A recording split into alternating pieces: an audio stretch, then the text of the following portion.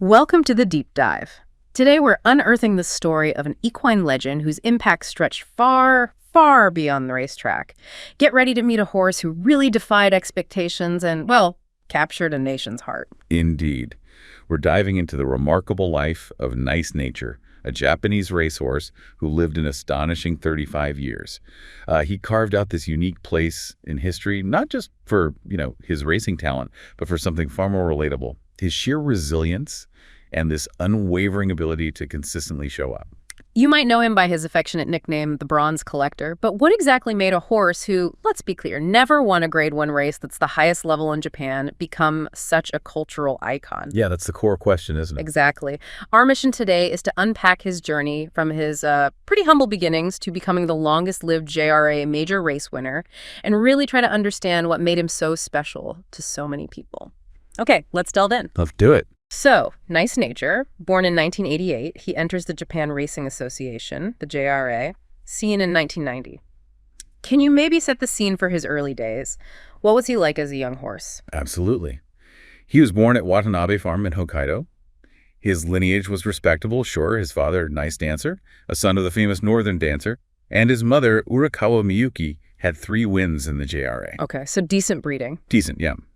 But interestingly, Watanabe Kazuma, his owner, initially saw him as quite average as a foal. Nothing particularly outstanding at the training farm.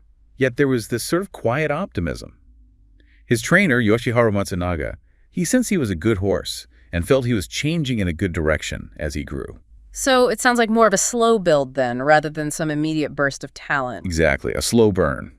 He joined Matsunaga's stable down in Shiga Prefecture in the summer of 1990. And they trained him quite carefully, partly because his sister had actually gotten injured in her first race. Ah, okay. Caution. Right. So this meant a relatively late debut for him in December of that year. And what was that debut like? Did it show promise? Well, his first race, December 1st, 1990, in Kyoto, he finished second. He was kind of hampered, blocked in the final, straight after starting from the back. Okay. But just 1 week later, his second race, he secured his first victory. He was the favorite that time. Wow, that's a quick turnaround. So, okay, he showed early promise. Did he then aim for the big spring classics, the Derby and such? He certainly did. Early 91, the aim was definitely the classics, like the Satsuki Show Japan's 2000 guineas equivalent and the Tokyo Yushun, the Japanese Derby. Yeah. But he faced several setbacks. A 6th place, then a 3rd, and then he got periosteitis. It's this inflammation of the bone membrane, pretty common in racehorses. Ouch. So that forced him to rest. He missed those crucial major races entirely. This early period really does highlight the immense physical demands on these equine athletes, doesn't it? But he made an impressive return after that rest. He did, yeah. About 6 months later, he resumed racing in July. He won 2 consecutive qualifying races in Kokura after a 2nd-place finish in Chukyo. It was a really strong comeback. And then, this is where the story really picks up, I think. His first major race, the Kokura Kinen, in August. What happened there? Right, the Kokura Kinen. He took on and actually beat older, more experienced horses. He clocked an excellent time, 34.6 seconds for the final 3 furlongs, which was very fast back then, winning by 2 lengths. Wow. And this victory, well, it cemented him as the biggest summer rising star heading into the Kikuka Show, the final leg of their Triple Crown. Especially because the big favorite, Tokai Taiyo, was sidelined with injury. Ah, okay. Opportunity knocks. Exactly. And Nice Nature followed this up with another win in the Kikuka Show trial, the Kyoto Shimbun Hai. He was 2nd favorite, but managed to win consecutively, showing real grit. Just things are looking up. They were. But then in the Kikuka Show itself, November 3rd, he was the 2nd favorite again, but, well, he struggled a bit. Couldn't quite make the run he needed in the final straight and finished 4th. Ah, okay. So close, but not quite the classic win. Precisely. So he's this rising star, full of promise, but then things start to shift, and he earns that famous moniker, the Bronze Collector. How did that actually come about? Well, after that intense summer phase and the Kikuka Show 4th, despite a really busy schedule, he surprisingly showed no fatigue. He went on to win his 3rd major race, the Naruo Kinen, in December. Okay, another win. Yeah. But then came the Arima Kinen at the end of 1991.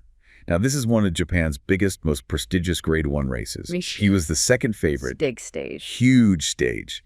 His jockey, Matsunaga, had a plan to track the favorite, Mizuo McQueen. But in the final straight, not only did Meguro McQueen pull away, But this huge long shot, the 14th favorite Daiusaku, came flying past too.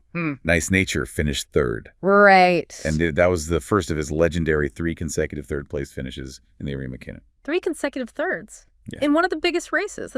That's more than just a stat. That really is a story in itself, isn't it? It absolutely is. What happened in the following years that cemented this incredible pattern? Well, in 92, as an older horse, his chronic periosteitis flared up again badly at the start of the year. So he had to rest through the spring. More setbacks. Yeah. He returned in October, finished 3rd in the Meiji Okan, 4th in the Tenno Autumn, 3rd in the Mile Championship, and then, crucially, his 2nd consecutive 3rd in the Arima Kinen. The pattern was definitely emerging. You can see it forming. 1993 continued without a win, 2nd here, 3rd there. He even had his regular jockey replaced for one race, the Hanshin Daishoten, where he still finished 3rd, then 2nd in the Osaka High, and then sidelined again with a fracture. Wow. More injuries, more struggles, but he just kept showing up, didn't he? He really did. And then the 1993 Arima Kinen, this is the one that really solidified his legend as the bronze collector. Absolutely. But by then, his rating had dropped quite a bit. He was the 10th favorite in that year's Arima Kinen, a real outsider, relatively speaking. Yet in the race, he ran mid-pack. And in that final straight, he was behind the leaders, Tokai Teo and Biwa Hayahide, who are battling it out. But then, just showing that incredible fighting spirit, he dug deep and beat Muddy Karan Tannhauser by just a head to finish 3rd. Again, that was a 3rd consecutive year. 3rd time running. This unprecedented feat in a Grand Prix race, well, it was dubbed as strange feat, an unusual feat, and 3 consecutive 3rd places in the Arima Kinen just became totally synonymous with nice nature. That's incredible, and it's fascinating how different racing experts reacted. You had commentator Izaki Shugoro calling it incredible, having an impact on a whole different level. Yeah, Izaki really emphasized that it wasn't just about popularity, he was the 10th favorite, but about this surprising comeback, this stamina. He called it one of the true legends of the Arima Kinen. Then you had pedigree commentator Yoshizawa Joji, who kind of saw it as Nice Nature having a reserved sight for 3rd. He even called him a dubious supporting actor. It's quite harsh. It is harsh, yeah. But it highlights that tension, right? Is it about winning, or is it about consistently being there? Yoshizawa clearly felt that only the win truly mattered at that top level. But others disagreed. Oh yeah. Writer Abe Tamaki offered a much more appreciative view, saying it's proof that he has some ability and he should be evaluated highly. Abe pointed out, quite rightly, that just entering the Arima Kinen 3 years running is tough, let alone finishing 3rd 3 times against the absolute best horses. That's a really good point. It speaks volumes about his consistency and his heart, doesn't it? Even if he wasn't winning the big ones. Exactly. That consistency, that resilience, being in the mix time after time, especially as an underdog like the 10th favorite. That's what captured people's hearts. He became the poster boy for the wide bet, betting on a horse to finish in the top 3. It suited him perfectly. The ultimate each-way bet horse, perhaps. You could say that. So a bronze collector he may have been, but Nice Nature still had one more major victory left in him, didn't he? A truly unforgettable moment. He certainly did. In 1994, he was 7 years old by then. After a couple of decent placings, he ran in the Takamatsunomiya Kinen. It was a grade 2 race, so just below the top tier. But the field was incredibly tough. Who was he up against? Winning Ticket, who'd won the Japanese Derby the year before. Ayrton Simboli, another really strong horse. It was a proper test. Okay, so the stage was set. What made this particular win so special, so memorable for the fans? It was exceptional for a few reasons. First, he ran without his usual mass. He waited mid-pack, saved his energy. And then in the final straight, he just unleashed this powerful run, overtook 3 really strong competitors to hit the front. Go on. And he won.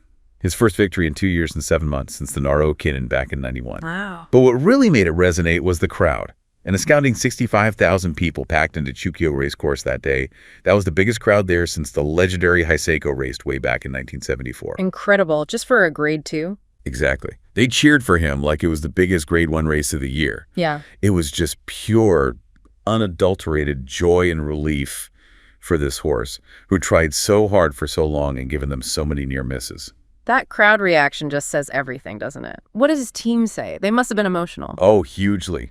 His jockey, Masahiro Matsunaga, he talked about feeling just relieved thinking about the horse, the team, and especially the fans who supported them through all the losses. Yeah. And his trainer, Yoshihiro Matsunaga, was just honestly relieved. He said, "There are times when I thought we would never win again. I'm honestly relieved. I would like to sincerely thank all the fans who have cheered us on." It wasn't just a win. It felt like this huge validation of his perseverance and the incredible loyalty he inspired. What a moment. So after this triumphant return to the winner's circle, did he manage to continue that momentum? Or was that kind of his last hurrah? Unfortunately, it was more the latter. After that amazing win, his later career was marked by struggles. He missed placing in races that autumn. In his fourth Arima Kinen, he finished fifth. Then, in early '95, his owner passed away. Oh, wow. More adversity. Yeah, there was even talk of selling him. But he ran well in his first race that year, finishing second, and the owner's son decided to take over and keep him. But then more injuries followed, including a broken leg. Goodness. He did return to racing, but he struggled. Finished ninth in the Arima Kinen that year. And his final race, how did it end? Well, 1996, his form continued to decline. His best was a sixth place. He was actually scheduled to run in his sixth consecutive Arima Kinen at the end of the year, which would have been a historic record. Sixth. Yeah, incredible durability. But there were concerns about his right front leg, so they had to withdraw him. And he retired then and there. But even so, he retired holding records for competing in 16 Grade 1 races and 34 consecutive major races. A real iron horse in his own way. Absolutely. Even without the top wins, that consistency is remarkable. But Nice Nature's story, it really didn't end when he left the track.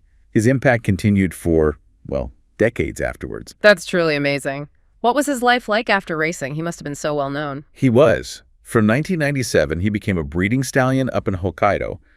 Didn't produce any champions, though one offspring won a few races. But his real enduring appeal wasn't necessarily his progeny. Right. In 1999, he was actually appointed as the campaign character for the JRA when they launched their expanded wide betting system. The perfect fit. Exactly. Given his reputation for always finishing in the top three, who better to represent a bet that pays out on placing? It just showed how connected he still was with the public. And his popularity, did it just keep going, even into the 2000s, long after he'd stopped racing? Absolutely. In 2000, the JRA did this huge fan poll, the 20th Century Famous Horses Grand Poll. And Nice Nature, remember, a horse with no Grade 1 wins was voted 71st. 71st, out of all the horses of the century. Yep. And what's really remarkable is that only two other horses without a G1 win made the top 100. One of them, Stay Gold, actually went on to win a G1 after the poll. The other was Twin Turbo. So it really highlights the incredible depth of affection fans had for him. It was about so much more than just the wins. It really was. And then his sheer longevity. He lived to such an incredible age for a racehorse. That really set him apart, didn't it? It really did. He turned 35 on April 16, 2023. By then, he was officially the longest-lived JRA major race winner. For any horse, let alone a retired racehorse who went through what he did, to live that long is just extraordinary. 35. And his birthdays weren't just noted, they were celebrated. There was this traditional birthday donation organized by fans every year. It's an event to support retired racehorses, and Nice Nature consistently received the most donations. The Retired Horse Association, who owned him later on, even published a photo book for his 35th birthday. This ongoing engagement, the public celebration, the deep emotional connection fans maintained for decades, it just speaks volumes. He wasn't just a horse, he became this living symbol. So putting it all together, this enduring popularity, his unique bronze collector status, the incredible longevity, what does it tell us about Nice Nature's true legacy? What really stands out to you? I think what's truly fascinating is that his legacy isn't defined by championships at all. It's defined by, well, profound consistency, sheer resilience, and this unwavering presence.